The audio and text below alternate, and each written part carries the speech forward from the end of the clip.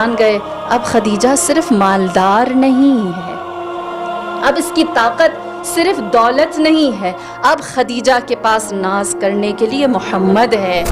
کہ اگلی امتوں میں سارے جہان والوں پر فضیلت اللہ نے دی تھی مریم بنت عمران کو، اور اس زمانے میں سب جہان والی عورتوں پر فضیلت دی ہے ختیجہ کو، کیونکہ جب نبی نے نبوت کا دعویٰ کیا، ایک عورت کی عورت ہو کے سب سے پہلے انہوں نے گواہی دے دی کہ یہ فرشتہ ہی ہے، یہ کوئی شیطانی وسوسہ نہیں ہو سکتا۔ حضرت خدیجہ رضی اللہ تعالی عنہ کی علماء نے بیان کی یہ بہت بڑی فراست تھی۔ اور پھر کہا ان سرداران قریش سے مخاطب ہو کر، آپ سب لوگ گواہ ہیں، میں نے یہ ساری دولت محمد کے حوالے کی صلی اللہ علیہ وسلم، وہ جیسے چاہیں اسے خرچ۔ Later on, Muhammad sallallahu alaihi wasallam says, "She spent on me when the others held back." Subhanallah.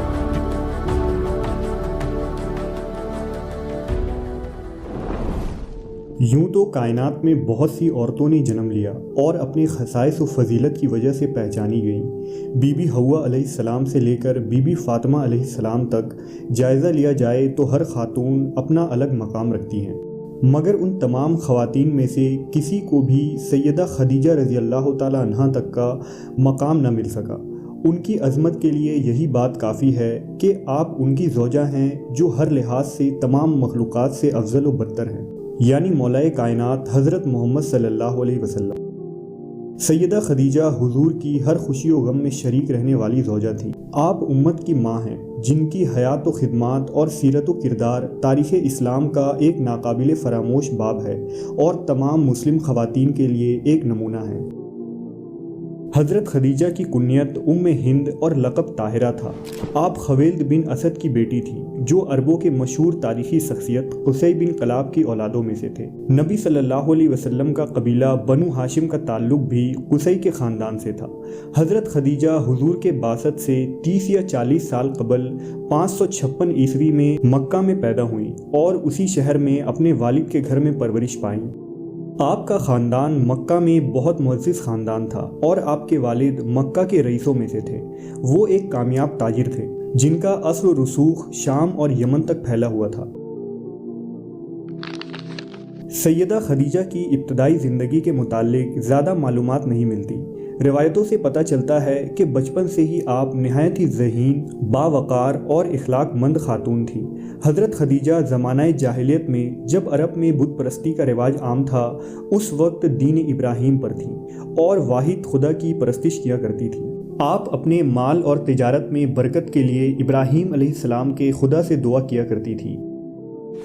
جب آپ کے والد خویلد کی وفات ہوئی تو آپ نے پورا کاروبار خود سنبھال لیا اور بہت جلد ایک کامیاب تاجر کی حیثیت سے پہچانی گئی۔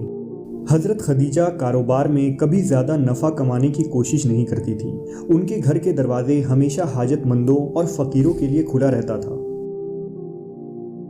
حضرت خدیجہ مذہبی تعلیمات اپنے چچیرے بھائی ورقہ بن نوفل سے حاصل کرتی تھیں جو اپنے زمانے کے ایک مشہور عالم دین تھے۔ کہتے ہیں کہ حضرت خدیجہ کے کمالات، دولت و ثروت اور شخصیت سے متاثر ہو کر بڑے بڑے قبائل کے سرداروں نے آپ کے لیے رشتہ بھیجا تھا، جن میں عقبہ بن معیط، ابو جہل اور ابو سفیان شامل ہے، لیکن حضرت خدیجہ نے سب کی پیشکش کو مسترد کر دیا۔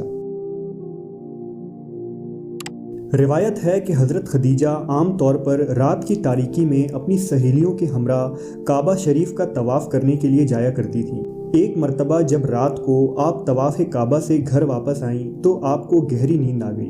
آپ نے ایک خواب دیکھا کہ سورج ایک انسان کی شکل میں آسمان سے اتر کر آپ کے گھر کی طرف آ رہا ہے۔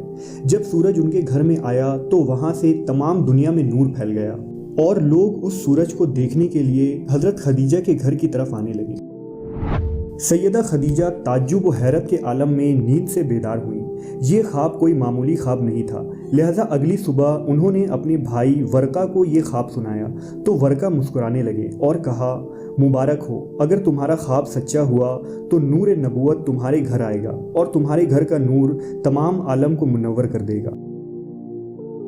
اس کے بعد سے جو بھی شخص حضرت خدیجہ کے لیے رشتہ کی پیشکش کرتا تو ان کے سامنے وہ نورانی سورج مجسم ہوا کرتا جسے انہوں نے خواب میں دیکھا تھا، اور جب اس شخص کی شکل و صورت خواب والے شکل سے شباہت نہ ہوتا تو آپ اس کے رشتے سے انکار کر دیتی تھیں۔ روایت ہے کہ جب حضور پاک صلی اللہ علیہ وسلم 25 سال کے تھے تو عرب میں زبردست خشک پڑی، مویشی مرنے لگے اور ہر طرف سوکھا پڑنے لگا۔ لہٰذا ابو طالب جو نبی صلی اللہ علیہ وسلم کے چچا تھے، انہوں نے حضور کو حضرت خدیجہ کے پاس جانے کا مشورہ دیا اور کہا کہ اے بھتیجے، خدیجہ ہماری رشتہ دار ہیں اور کافی دولت مند ہیں، آپ خدیجہ کے پاس جائیے اور کچھ رقم ان سے قرض لے لیں اور ان پیسوں سے شام جا کر تجارت کریں، شاید آپ کو کچھ نفع مل جائے۔ ان دنوں حضرت محمد صلی اللہ علیہ وسلم کی سچائی، صداقت اور امانت داری کا چرچا عام تھا اور مکہ کے لوگ آپ کو امین کہا کرتے تھے، لہٰذا حضرت خدیجہ بھی حضور پاک کی صداقت اور امانت داری کے متعلق پہلے سے ہی مطلع ہو چکی تھی۔ چنانچہ حضور سیدہ خدیجہ سے کچھ سرمایہ اور کچھ تجارتی مال لے کر تجارت کے لیے شام روانہ ہوئے۔ اس سفر میں حضرت خدیجہ نے حضور کے ساتھ اپنا ایک غلام جس کا نام میسرا تھا ساتھ روانہ کر دیا۔ روایتوں کے مطابق شام کے اس سفر میں میسرا نے محمد صلی اللہ علیہ وسلم کے بہت سارے کمالات اور معجزات دیکھے، جس سے وہ بہت متاثر ہوا۔ شام پہنچ کر حضور نے سارا مال فروخت کر دیا اور اس تجارت میں بہت نفع ہوا، لہذا حضور صلی اللہ علیہ وسلم میسرا کے ساتھ مکہ کے لیے واپس روانہ ہو گئے۔ واپسی میں بھی میسرا نے دیکھا کہ پورے سفر میں حضور کے اوپر 2 فرشتے سایہ کیے ہوئے ہیں۔ جب یہ کاروان مکہ واپس لوٹا تو مکہ پہنچتے ہی حضور صلی اللہ علیہ وسلم سیدہ خدیجہ کے گھر کی طرف روانہ ہو گئے۔ یہ دوپہر کا وقت تھا اور حضرت خدیجہ عورتوں کے ساتھ بالا خانے میں بیٹھی تھی۔ حضرت خدیجہ نے دیکھا کہ محمد صلی اللہ علیہ وسلم اپنے اونٹ پر تشریف لا رہے ہیں اور 2 غیبی مخلوق ان پر سایہ کیے ہوئے ہیں۔ عورتوں نے بھی دیکھا کہ اس سخت گرمی اور دھوپ میں سوائے محمد صلی اللہ علیہ وسلم کے اور کہیں سایہ نہیں ہے۔ حضور نے سیدہ خدیجہ سے ملاقات کی اور تجارتی منافع کے متعلق بتایا۔ حضرت خدیجہ حیران تھی کیونکہ اس سے پہلے ان کے مال میں اس قدر منافع اور برکت کبھی نہ ہوا تھا۔ حضور کے جانے کے بعد میسرا نے حضرت خدیجہ کو تمام سفر کا حال بیان کیا اور نبی صلی اللہ علیہ وسلم کے اخلاق اور کردار کی بہت تعریف کی۔ ان تمام واقعات سے حضرت خدیجہ حضور سے بہت متاثر ہوئی اور آپ کو حضور سے بہت لگاؤ پیدا ہو گیا۔ چنانچہ 3 مہینے بعد حضرت خدیجہ نے حضور صلی اللہ علیہ وسلم کی طرف رشتے کا پیغام بھیجا، لہذا نبی نے اپنے چچا ابو طالب کو اس رشتے کے متعلق بتایا۔ اس پر ابو طالب نے یہ مشورہ دیا کہ یہ رشتہ آپ کے لیے نہایت ہی اچھا اور معقول ہے، کیونکہ حضرت خدیجہ ایک پاک باز اور امانت دار خاتون ہیں۔ کچھ دنوں بعد بنی ہاشم کے تمام معزز بزرگ ایک جگہ جمع ہوئے اور نکاح کے شرائط اور تاریخ طے پایا، لہذا مقرر کردہ تاریخ کو ابو طالب، کچھ بزرگ اور نبی صلی اللہ علیہ وسلم کے دوسرے چچا حضرت خدیجہ کے گھر تشریف لے گئے۔ چنانچہ ابو طالب نے خطبہ نکاح پڑھایا۔ نکاح کے بعد جب مہمان اٹھ کر اپنی گھروں کی طرف جانے لگے تو سیدہ خدیجہ حضور سے مخاطب ہوئی اور فرمایا، اپنے گھر کی طرف آئیے کہ میرا گھر آپ کا گھر ہے اور میں آپ کی کنیز ہوں۔ خدیجہ نے اپنے چچا زاد ورقہ بن نوفل سے کہا کہ اعلان کر دیں کہ جو کچھ خدیجہ کی ملکیت ہے، تمام مال، غلام اور کنیز، سب کچھ محمد صلی اللہ علیہ وسلم کو پیش کر رہی ہوں کہ جس طرح چاہیں اس کا استعمال کریں۔ اس کے بعد جناب ابو طالب نے اہل مکہ کے لیے ایک بڑے ولیمے کا اہتمام کیا جو 3 دنوں تک جاری رہا اور صحرائی، بدو، عمرہ، شرفا، امیر، غریب، ہر طرح کے لوگوں میں کھانے تقسیم کیے گئے۔